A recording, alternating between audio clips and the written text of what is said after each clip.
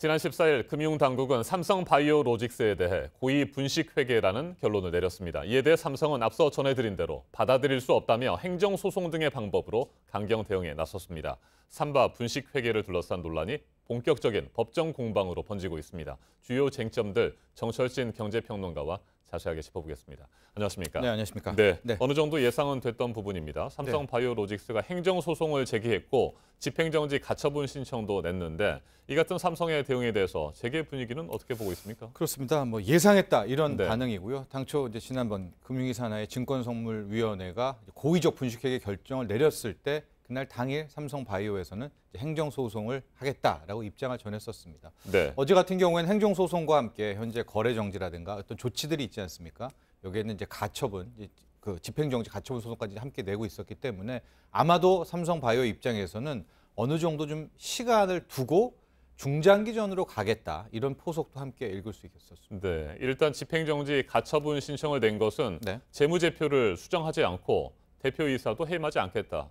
이런 거죠? 네, 그렇습니다. 일단은 이제 행정소송과 이 집행정지 가처분 신청을 나눠봐야 될 것 같은데요. 행정소송 부분은 고의적 분식회계에 대해서 한번 법원이 다퉈달라는 겁니다. 그래서 관련해서 대표이사라든가 CFO의 해임 부분도 일단은 정지해두고 이걸 이제 법원이 알아서 좀 해달라라는 거였었고요. 두 번째 집행정지 가처분 신청은 뭐냐? 현재 거래 매매가 정지되어 있지 않습니까? 그래서 증선위에서 과연 이 상장 부분에 대해서 적격적 심사를 하고 있는데 이거 부분을 일단은 멈춤을 해달라라는 이제 투 트랙으로 나가고 있어서 이제 둘 다 금융당국이 아니라 좀 법원에서 판단해 주십시오라는 게 삼성바이오의 입장인 거죠. 네, 집행정지 신청을 받아들일지 여부 이걸 결정하는데 한 달 정도가 걸린다고 합니다. 그렇습니다. 그렇기 때문에 조금 묘해지는데요. 현재 그 증선위 산하에서는 이제 상장 적격적 심사를 하고 있거든요.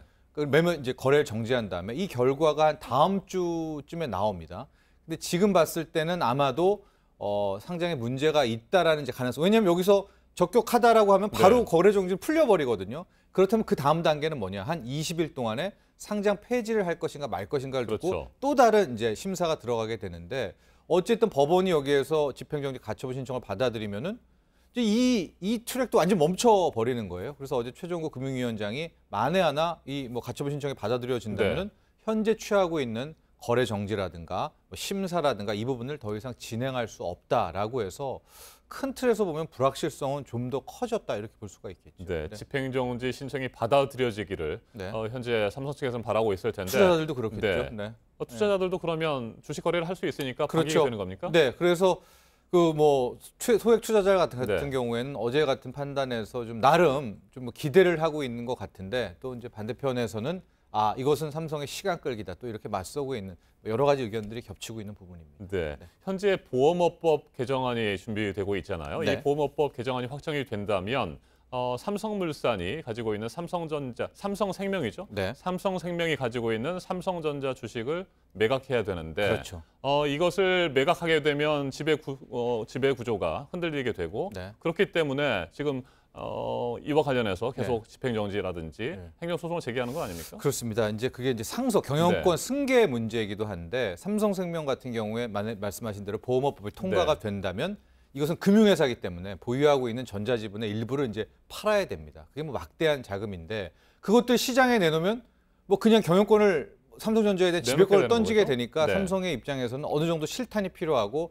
그 대목 중에 하나가 이 삼성바이오라는 게 거의 20조 원이 넘는 가치 아닙니까? 그 지분을 회사에 팔아서 현금을 마련해서 산다. 또 큰 틀에서 하나의 축이 있는데 지금 삼성바이오가 만에 하나 정말 고의적 분식회계가 돼가지고 문제가 커지게 된다면 삼성 측 입장에서는 어디서 현금 마련할 창구도 없고요. 큰 틀에서 세웠던 이 경영권 승계 시나리오가 또 다 무너지기 때문에 아마 필사적으로 이렇게 또 나서고 있다. 이런 해석도 가능합니다. 네, 그러니까 삼성생명이 삼성전자 주식을 팔 수밖에 없게 되는 상황이 된다면 그 매각한 삼성전자 주식을 다시 사와야 되는데 일부를 또 사야 되겠죠. 그 주식을 사는 데 필요한 돈을 삼성바이오로직스 주식 거래를 다시 재개하면서 마련하겠다.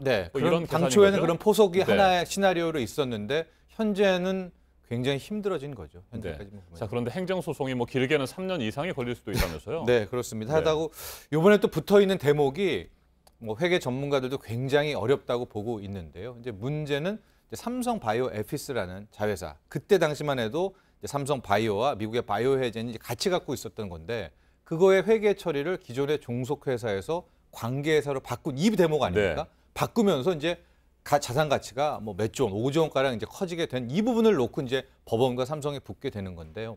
지금 문제는 콜옵션을 행사할 뭐 의도가 있었냐 없었냐 이거 가지고는 아마 검찰 수사가 들어가게 될 것 같고 법원에서 붙는 부분은 조금 다릅니다. 지금 뭐냐면 2015년에 실은 종속회사에서 관계회사로 바꿨는데 이번에 증선이도 금융당국도 그렇고 그렇다면은 왜 2012년부터 14년까지의 그 대목을 보는 거거든요. 그러니까 금융당국 입장은 이미 2012년부터 2014년에도 종속회사가 아니었다.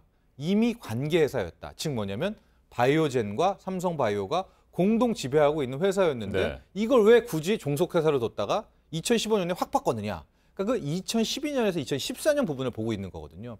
그러니까 그때 종속회사를 뒀던 고회계 처리가 잘못됐다라는 거고 여기에 대해서 삼성바이오 입장에서는 아니다. 그때는 우리가 종속회사로 둘 만한 이유가 있었다. 그러니까 이게 굉장히 회계학계에서도 이게 좀 치열한 논란거리입니다. 특히 이제 국제회계기준 IFRS는 큰 틀에서 보면 재량권을 많이 준다는 대목이거든요. 그래서 금융당국에서는 뭐 콜옵션 행사 이런 부분에 있어서 이번에 고의적 분식회계를 내렸지만 이게 또 법원으로 가면 우리가 알고 있는 또 다른 메커니즘이 또 적용되지 않습니까? 그래서 좀 시간은 꽤 걸릴 것 같고 아마도 이 부분 시간 끌기 대목도 삼성은 고려했다 이렇게 보여지죠. 네.